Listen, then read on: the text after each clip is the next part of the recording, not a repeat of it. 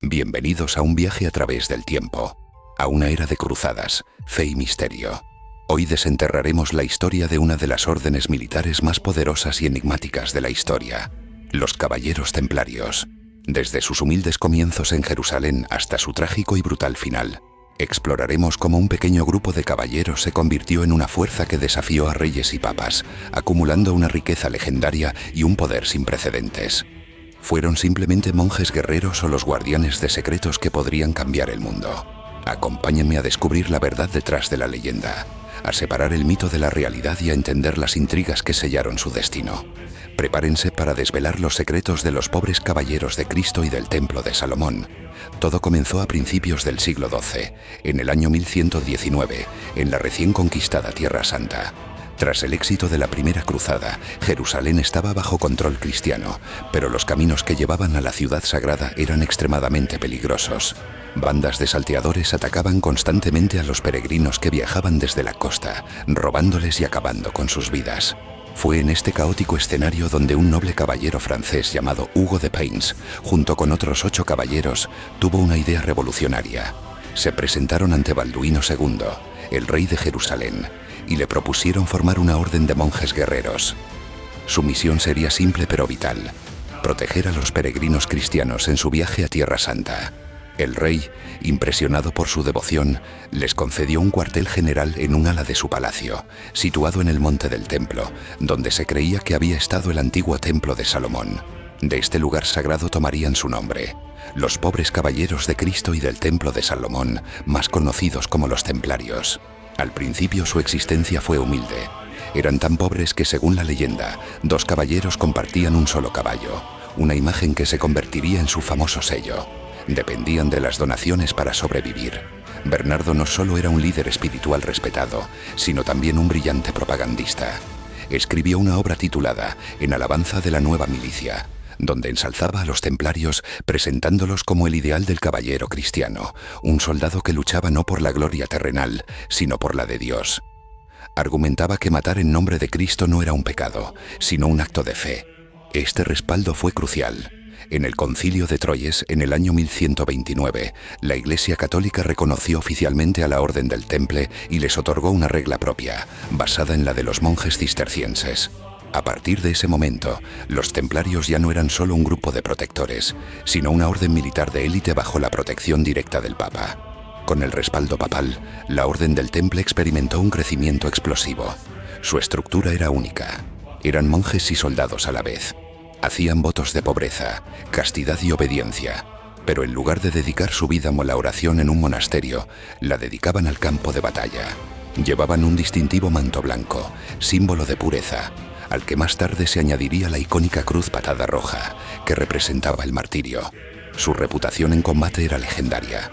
Eran conocidos por su disciplina férrea, su valor suicida y sus cargas de caballería, que a menudo cambiaban el curso de las batallas. En enfrentamientos como la batalla de Montgisar en 1177, un pequeño contingente de templarios y otros cruzados logró una victoria casi milagrosa contra un ejército mucho mayor liderado por el mismísimo Saladino. Se convirtieron en la columna vertebral de los ejércitos cristianos en Tierra Santa, pero su influencia no se limitaba al campo de batalla. Gracias a las donaciones de nobles y reyes agradecidos de toda Europa, que les cedían tierras, castillos y dinero, los templarios amasaron una fortuna inmensa.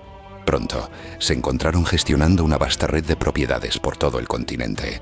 Esto los llevó a desarrollar un sistema financiero increíblemente avanzado para su época. Crearon lo que podría considerarse el primer sistema bancario internacional. Un peregrino podía depositar su dinero en una encomienda templaria en Londres o París y recibir una nota de crédito. Con esa nota, podía viajar sin cargar con pesadas monedas y, al llegar a Jerusalén, presentarla en la encomienda local para retirar su dinero. Durante casi 2 siglos, el poder y la riqueza de los templarios no hicieron más que crecer. Poseían una flota propia, castillos inexpugnables y encomiendas desde Portugal hasta Polonia.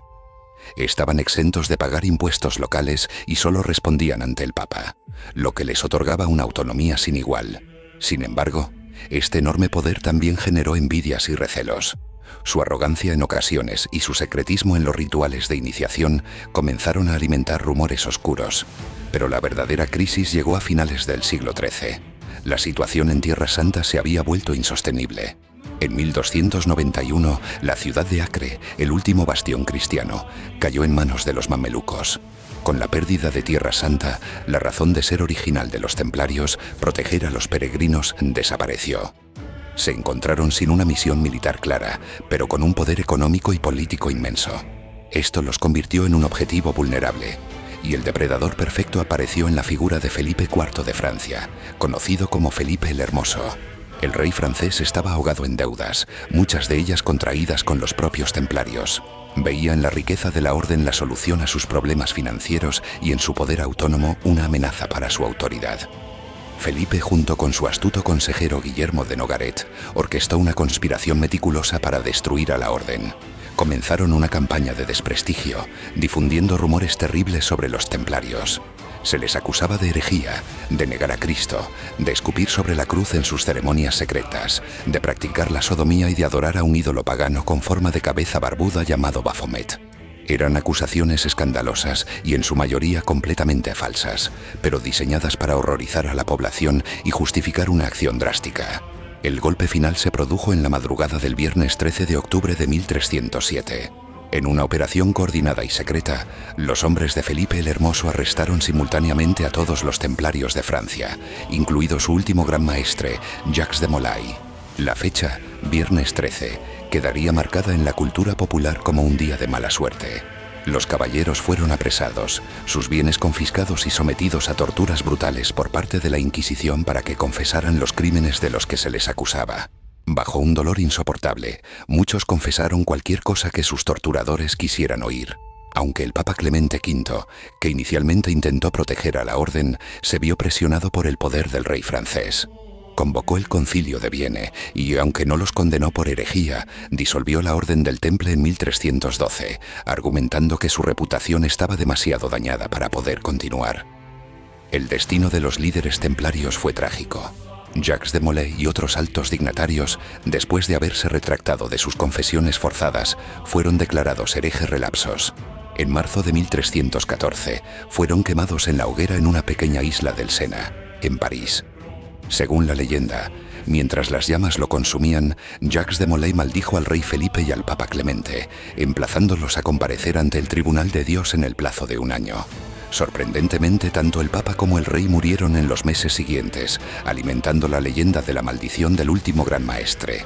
Con su muerte, la Orden del Temple fue oficialmente extinguida. Sus bienes fueron transferidos en teoría a otra orden militar, los hospitalarios, aunque en la práctica el rey Felipe se quedó con una gran parte. Así terminó la historia oficial de los caballeros templarios. Pero su leyenda no hizo más que empezar. ¿Qué pasó con su inmenso tesoro que nunca fue encontrado? Y con los secretos que supuestamente guardaban. La desaparición de la orden dejó un vacío lleno de misterio que ha fascinado a generaciones. Se dice que los templarios supervivientes se refugiaron en otros países como Portugal, donde se transformaron en la Orden de Cristo, o en Escocia, donde habrían influido en la masonería. Su historia se convirtió en un terreno fértil para teorías y mitos, vinculándolos con el Santo Grial, el Arca de la Alianza y todo tipo de conocimientos esotéricos. Separar la verdad de la ficción es una tarea compleja, pero lo que es innegable es el impacto que tuvieron en la historia medieval.